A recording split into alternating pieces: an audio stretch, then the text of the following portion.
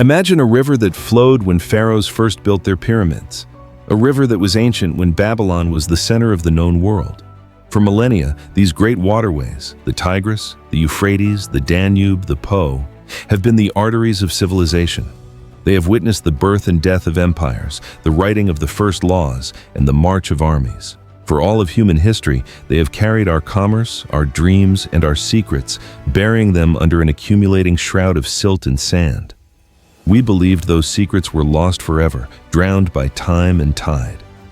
Then came the 21st century, an era of unprecedented brutal drought. Across the globe, forces of climate change began to do the unthinkable. The lifeblood of our planet began to recede. Week by week, month by month, the waters pulled back, exposing landscapes that had not seen the light of day for centuries, or in some cases, millennia. Before we dive in, just a quick reminder that a simple like and subscribe is the best way to support the channel. Thank you so much for being here. At first, it was just mudflats and shallow banks. Then, strange piles of stone emerged, dismissed as common boulders. But as the water retreated further, a collective gasp was heard around the world. From the mud and ooze, like the skeletons of forgotten leviathans, enormous man-made structures began to emerge. In Iraq, on the desiccated bed of the mighty Tigris, the walls of a palace rose from the receding waters of the Mosul Reservoir. In Spain, an entire stone circle, a Neolithic enigma, stood dry for the first time in 60 years. In Serbia, a fleet of Nazi warships, scuttled and armed with explosives, breached the surface of the Danube. Archaeologists and historians were stunned. They were looking at ruins that were not on any map, not even in legend. These were ghost worlds, consumed by water so long ago that no myths of their drowning remained. And the most incredible part? Their state of preservation. Palace walls standing meters high, still clinging to vibrant murals. Entire villages frozen in the moment of their abandonment. And in one case, in sealed rooms, a treasure trove, hundreds of clay tablets, an entire library untouched since the Bronze Age. A Pandora's box of history was being opened, not by a shovel, but by a global crisis. What follows is an investigation into the chilling, astonishing, and terrifying relics that our receding waters are giving back to us, culminating in the story of a lost city and a race against time to save its secrets before the river returns to claim them once more. Before we journey into deep antiquity, we must confront the more recent, violent ghosts our rivers have surrendered. The 20th century, in particular, scuttled its deadliest secrets in the deep channels of Europe. In the summer of 2022, Serbia faced an apocalyptic drought. The mighty Danube, the artery of Central Europe, fell to its lowest level in nearly a century. Near the small port town of Prahovo, this created a navigational nightmare. But for historians, it was a revelation. One by one, the rusted skeletal hulks of more than 20 massive warships emerged from the silt. This was not an ancient fleet. This was the long-lost Black Sea Fleet of Nazi Germany. Their story is one of desperate escape and deliberate destruction. In September 1944, as the Soviet Red Army pushed relentlessly through the Balkans, the German fleet, which had dominated the Black Sea, was trapped. Their only escape route was a desperate retreat up the Danube. But the Soviet advance was too fast. Trapped and with their ammunition running low, the fleet's commander, Conter-Admiral Paul Willy Zeeb, received a direct order from Grand Admiral Karl Dönitz: deny the fleet to the enemy. The operation was codenamed Operation Danubian Elf. Under the cover of darkness, over 200 vessels, from large warships and patrol boats to hospital ships and landing craft, were systematically scuttled and flooded in this narrow, treacherous stretch of the river known as the Iron Gates. The crews set their charges, opened the seacocks, and fled overland, leaving a submerged graveyard of steel. For 80 years, this fleet lay in wait. Now, their re-emergence is a catastrophic problem. These are not empty hulls, they are submerged arsenals. Serbian authorities estimate that the wrecks are still packed with over 10,000 tons of unexploded ordnance, torpedoes, naval mines, and artillery shells. As the rusted hulls breach the surface, they become an immediate, unstable threat. They have narrowed the Danube's shipping channel from 180 meters to a mere 100 meters, paralyzing river commerce. But worse, the risk of a catastrophic detonation hangs over the region. The Serbian government is now scrambling to launch a multi-million-dollar operation to defuse and remove this ticking time bomb, a deadly echo of a war that refuses to stay buried. Further west, Italy's longest river, the Po, was reduced to a shallow stream by the same 2022 heat wave. This fertile valley was a critical strategic target during World War II, a lifeline for Axis forces that Allied bombers relentlessly pounded. On a sun-baked morning near the village of Borgo Vergilio, a group of fishermen spotted a large, dark object in the newly exposed sandbank. It was not debris. It was a 450-kilogram, 1,000-pound, American-made AN-M65 general-purpose bomb. For nearly 80 years, this instrument of death had rested silently on the riverbed, just meters from bridges, homes, and railways. Its discovery triggered a massive military response. Over 3,000 people were evacuated in a 1.5-kilometer radius. Airspace was closed, river traffic halted, and the nearby railway line was shut down. Military engineers, keenly aware that the bomb's detonator could be highly unstable after decades of corrosion, undertook the delicate operation. They carefully diffused the device, a process that took hours.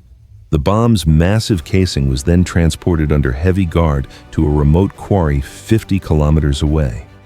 There, a controlled detonation sent a plume of earth and smoke hundreds of feet into the sky, a deafening final roar from a conflict that, as the rivers prove, is still surrendering its dead.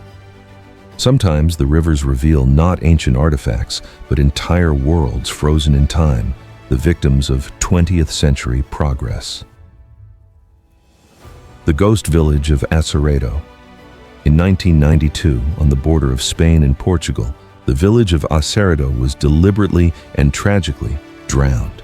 To create the massive Alto Lindoso hydroelectric reservoir, the village was expropriated and its residents were forced to leave. They fought until the end, but the gates of the dam were closed and the water slowly rose, swallowing their stone homes, their streets, their memories, and their entire way of life. For 30 years, Aceredo was the Atlantis of Galicia. Then, in early 2022, the reservoir dried up almost completely. What emerged was a surreal, heartbreaking ghost town. The skeletal remains of the village stood coated in gray, cracked mud, as if it had been abandoned only yesterday. The stone walls of houses were perfectly intact. A rusted skeletal car rotted where a garage once stood. Inside one home, empty bottles still lined a shelf. On the wall of the former cafe, a faded advertisement for beer was still legible. The most haunting sight of all, the old village fountain, from which water still trickled. A final, ironic act of defiance in a landscape defined by drought. Tourists, and more poignantly, the village's former residents, now elderly, walked the ghostly streets. They were ghosts in their own past. One man, his voice breaking, pointed to a ruin, telling journalists, "This was my father's vineyard. This was our home." The reemergence of Aceredo became a powerful, grim parable. A village sacrificed for water and energy had been returned to the world by the very lack of that water, a stark monument to both the human cost of progress and the terrifying reality of a changing climate. As the waters recede, they peel back layers of human history, taking us to the very dawn of civilization and beyond. In Spain's Extremadura region, the Valdecañas Reservoir holds a secret far older than any village. When the dam was built in 1963, it flooded a unique, mysterious megalithic site known as the Dolmen of Guadalperal. For decades, it was completely submerged, its existence known only to locals and a few archaeologists. The severe droughts of 2019 and 2022 caused the water to recede to an unprecedented 28% of capacity. For the first time in 60 years, the Spanish Stonehenge emerged fully onto dry land. The site was breathtaking. 150 massive granite standing stones, menhirs, some over 2 meters tall, arranged in a large oval 26 meters across. Archaeologists date the structure to between 5,000 and 7,000 years old. This means it is significantly older than England's Stonehenge and predates even the Great Pyramids of Giza. Its purpose is a mystery. It was likely a sacred ritual site, perhaps a solar temple or a collective burial ground for local tribes. One of the stones, a menhir guide, is carved with the image of a human figure and a long, snake-like line, perhaps a map of the local Tagus River or a symbol of a deity. Its re-emergence created a frantic rush. Tourists flocked to see the Neolithic marvel, while archaeologists raced to study it before the rains returned. A fierce debate erupted. Should the monument be painstakingly moved to higher ground, or should it be left to its fate? Each cycle of submersion and exposure causes the porous granite to crack and crumble. The drought has given us a priceless glimpse of our deep past, but it has also started a clock on the monument's very survival. In Central Europe, the 2022 drought revealed messages that were more direct and far more chilling. As the great rivers Rhine and Elbe in Germany and the Czech Republic shrank, notorious boulders known as hunger stones, Hungerstein, emerged from the water. These are not natural formations. They are hydrological markers, grim warnings carved by our ancestors. For centuries, when the water level fell low enough to expose these stones, it signaled a catastrophe. It meant the rivers were too low for navigation, cutting off food supplies. It meant the mills that ground grain would stop. It meant drought, crop failure, famine, and disease. On one stone in the Elbe, a date, 1616, is carved next to a chilling inscription, "Wenn du mich siehst, dann weine." If you see me, then weep. These stones are a ledger of human suffering, with dates from other horrific droughts carved alongside. 1417, 07, 1893. They are a direct communication from the past, a time capsule of climate anxiety. When they appeared in the 21st century, it was a profound shock. Despite all our technology, global logistics, and satellite weather forecasting, we are facing the same existential threat as our medieval ancestors. The message, "If you see me weep," was, it turns to be, addressed to us. Perhaps the most profound discovery came not from human history, but from the planet's deep past. In Texas, the Paluxy River, which flows through Dinosaur Valley State Park, dried up almost completely. What the water revealed was a snapshot from 113 million years ago. The riverbed is composed of limestone, the soft mud of an ancient sea. As the water vanished, a series of perfectly preserved dinosaur tracks was uncovered, a superhighway of prints that had been hidden for decades. Paleontologists identified tracks from two different species. The first were massive, round, elephant-like prints belonging to Sauroposeidon, a colossal four-legged herbivore that stood 60 feet high and weighed over 44 tons. The second set of tracks was even more exciting, sharp, three-toed footprints belonging to Acrocanthosaurus, a terrifying 7-ton, 11-meter-long predator, a relative of the T-Rex. The tracks tell a visceral story. The two sets of prints run parallel to each other, a frozen moment of a Cretaceous hunt. The giant predator was stalking its even larger prey. The drought did not just reveal fossils, it revealed behavior. It peeled back the water to show us a 113-million-year-old drama, a life-and-death struggle etched in stone. While some rivers reveal individual artifacts, others give back entire cities. In 2009, a severe drought in Iraq caused the water in the Haditha Dam reservoir on the Euphrates River to drop, revealing the perfectly preserved ruins of a city known as Dura Europos. Founded by the successors of Alexander the Great, Dura Europos became a vital Roman fortress on the absolute eastern edge of the empire, the front line against their mortal enemy, the Parthian and later Sasanian Empire. What the water preserved was not just a barracks, it was a Pompeii of the desert, a multicultural melting pot where Roman legionaries, Greek merchants, Persian officials, and local Semitic tribes lived side by side. When archaeologists excavated, they were stunned. They found one of the oldest known Christian house churches in the world, c. 235 AD, complete with a baptistry and the earliest known frescoes depicting Jesus. Just meters away stood a magnificent synagogue, its walls covered in vivid, stunningly preserved murals of Old Testament scenes, Moses, David, and the prophets. At the time of its discovery, this art completely rewrote the history of early Judaism, which was thought to have strictly forbidden such depictions of human figures. The city's perfect preservation is due to its tragic, violent end. In 256 AD, the Sasanian Persians laid siege. In a desperate bid to reinforce the city's main wall, the Roman defenders deliberately buried an entire row of buildings and streets adjoining it, packing them with earth. This countermound failed to stop the city from falling, but it created an unparalleled time capsule.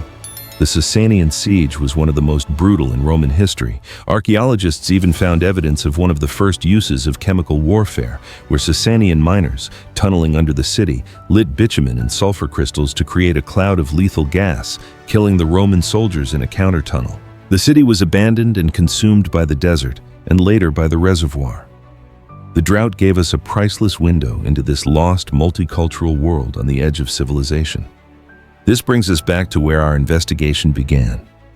To the Tigris River, the Mosul Dam Reservoir, and the city that rose from the mud in the winter of 2022. This discovery, more than any other, has the power to rewrite history. For decades, scholars have searched for the heartland of one of the Bronze Age's great lost superpowers, the Empire of Mitanni. Around 1500 BCE, the Mitanni were a regional force, equals to the great powers of Egypt and Babylon. We know them from the famous Amarna letters in Egypt, cuneiform tablets that record the diplomatic correspondence of the pharaohs.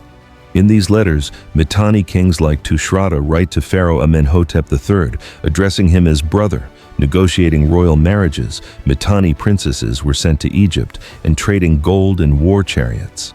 But for all their power, the Mitanni were a ghost empire. Their capital, Washukani, has never been found. Their language and origins are a mystery. When the Mosul Reservoir dried up, a German Kurdish team of archaeologists was dispatched to the site in a state of frantic excitement. What they found was a massive 3,500-year-old city. It was Zakiku. This was not a small settlement. It was a major center of the Mitanni Empire. The drought exposed a colossal palace, its massive mud brick walls still standing several meters high. Inside, they found rooms with vibrant, well-preserved wall paintings in brilliant shades of red and blue, an archaeological rarity of immense value. They also uncovered a massive fortification with towers and walls, and a large industrial storage complex. This was a city that controlled the trade routes of the Tigris, but the greatest treasure was found within the ruins. A trove of over 100 cuneiform tablets, some still sealed in their original clay envelopes. This was the city's archive. The archaeologists were in a desperate race against time. They knew the drought would break and the water would return to destroy the delicate, unbaked mud brick ruins. In a frantic 7-week emergency excavation, they mapped the city and, most importantly, rushed the tablets to safety. The tablets are now being deciphered, and they are already telling the city's story. They are not just royal decrees, they are letters, records, the daily buzz of a living city. They also tell of its end. Zakiku was destroyed by a catastrophic earthquake around 1350 BCE. Paradoxically, this earthquake is what saved the city. The upper parts of the walls collapsed, burying the lower floors and everything in them, including the tablets, creating a protective layer. The water of the Tigris, and later the reservoir, completed the preservation, sealing the site from looters for 3,500 years. As the water levels began to rise again, the team did something unprecedented.